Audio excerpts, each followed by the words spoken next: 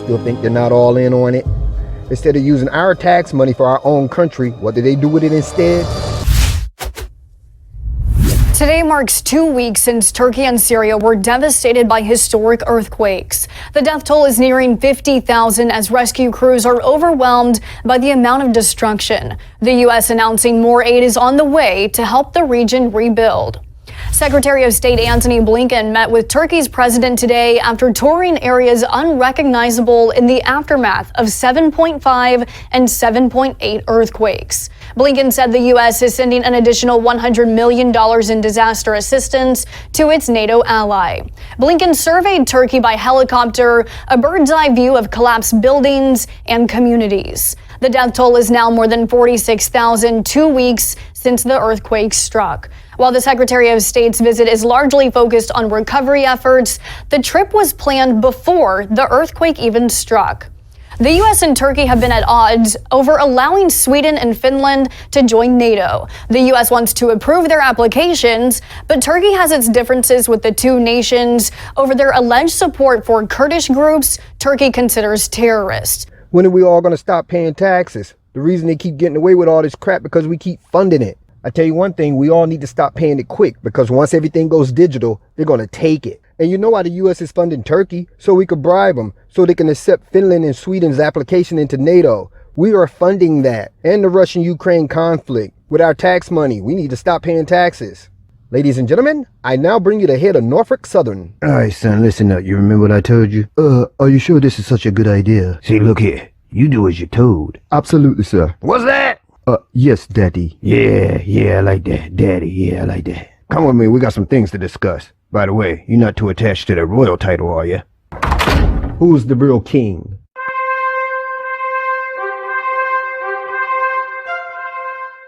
My lords, gentlemen,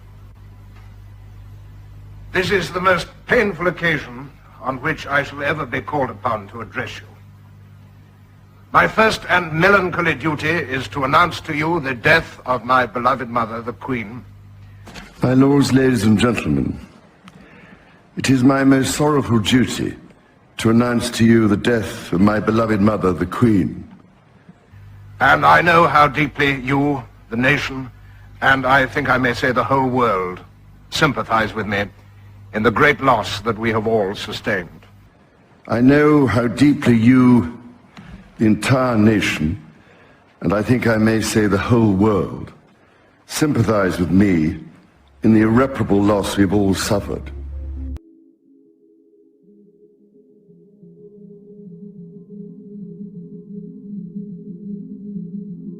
The global pandemic is a wake-up call we simply cannot ignore. Having been at this now for well over 40 years, I have long observed that people tend not to act until there is a real crisis. Ladies and gentlemen, that crisis has been with us for far too many years, decried, denigrated, and denied. It is now rapidly becoming a comprehensive catastrophe that will dwarf the impact of the coronavirus pandemic. At this late stage, I can see no other way forward but to call for a Marshall-like plan for nature, people, and there was no tomorrow and no ultimate reckoning for our abuse of nature. So, what do? Without doubt, we must now put ourselves on a warlike footing, approaching our action from the perspective of a military-style campaign. That way, working together, we can combat this most grave and urgent challenge. If we have the resolve to shift our trajectory, we must start now by bringing forward our net zero target.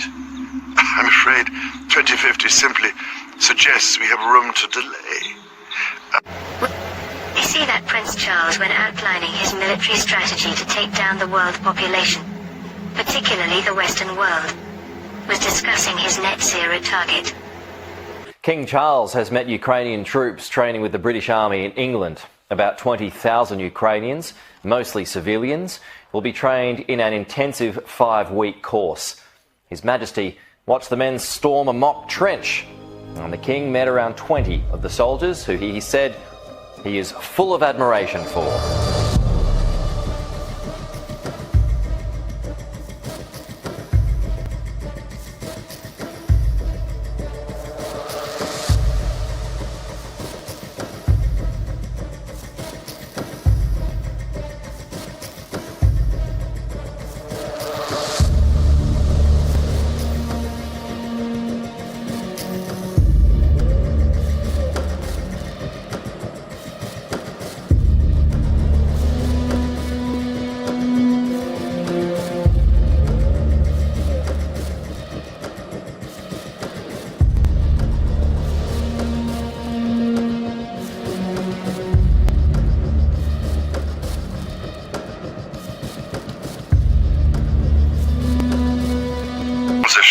Will affect every country and every producer in the world.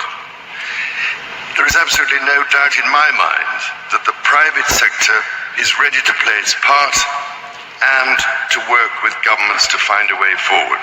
Case, we have no alternative, because otherwise, unless we take the action necessary and we build again in a greener and more sustainable and more inclusive way, then we will end up having more and more pandemics and more disasters from ever accelerating global warming and climate change. So this is the one moment, as you've all been saying, when we have to make as much progress as we can.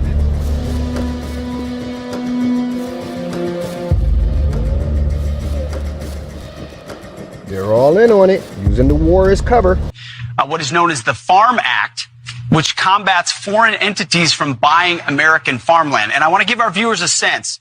One country in particular has, hundreds of thousands of acreage in the United States, and it's China. They have 383,935 acres of farmland owned by the Chinese government inside the U.S. How does this happen, and what can you do about it? Yeah, this is the number of acres that have been bought up by foreign entities has gone up exponentially over the last few years. And now there's 40 million acres in the United States, 5 million acres just in the state of Texas, worth about $70 billion that's owned by foreign entities.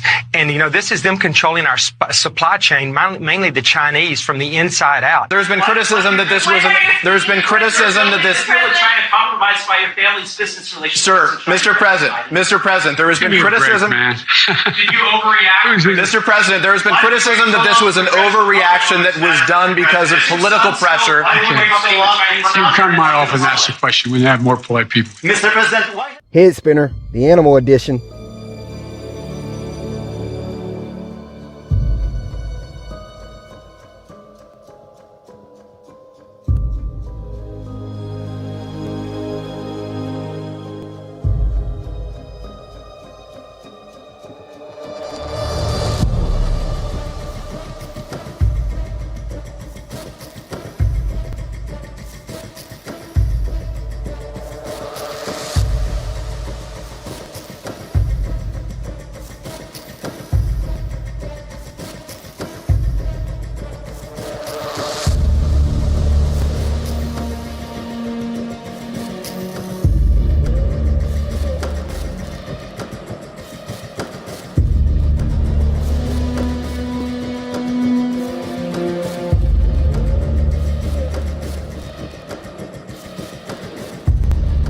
Don't trust your meats either.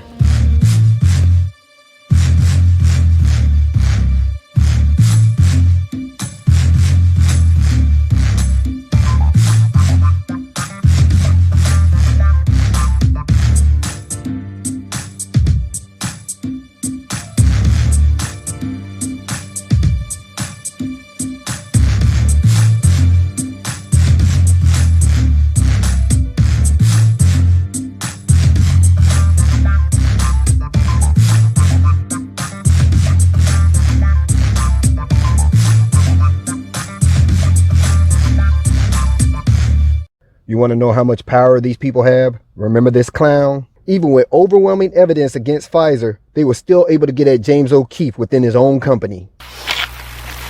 The very next day, on Friday, this is now Friday, February 3rd, a board member reached out to one of our journalists and stated, quote, You get a raise if there is a restructure without James O'Keefe at Project Veritas. I have a copy of the text message, and I'll give it to all of you. I redacted the name of the journalist. The board member deleted the message, but not before our journalist took screenshots. Good job, journalist. A lot of times when I say things, it happens months to years later. People tend to forget about them. Don't forget this. Get your money out the bank. Thank you for listening to me. I'll talk to you again real soon. And thank you for hitting that like button. I got a lot of likes on that last video so quickly. And just for that, I'm going to leave the comments open on this video. Again, thank you so much. Everyone have a great day, and I'll talk to you real soon. Peace.